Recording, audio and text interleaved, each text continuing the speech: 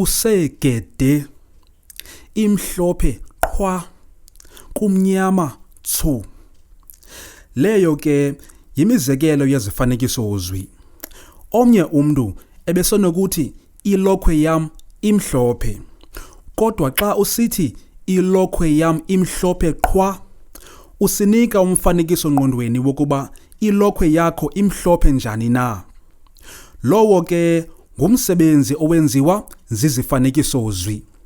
Apha kolu ushicilelo ndiza kukuxelela ukuba yintoni izifanekisozwi, yintoni umsebenzi wazo, ndikunike nemizekelo yazo. Rhabulapha.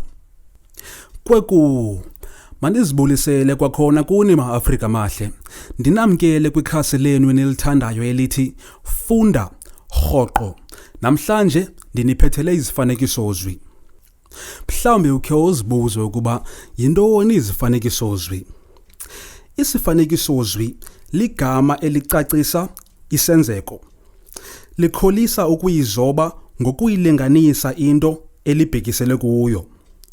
Isifanekisozwi ke sithutha ngesantya sombane into esiyicacisayo, siyibeke ntimfa phambi kwakho. Uyive, uyibone, uyingcamle, uyijoje. Nansi imizekelo yezifanekisozwi. Tsiba lakatyu. Ungene dyulukudu. Umjonge ntsho emehlweni. Yawa phansi wolokohlo. Nyubelele unkabi kwaphela. Wathi tha phandle. Yima nkqo. Lala zwi. Kugcwele qhu. Leyo ibiyinkcazelo yokuba yintoni izifanekisozwi kwakunye nemizekelo yazo. Uyiphethelwe ngokuzingca ngumfundisi-ntsapho wakho omthandayo.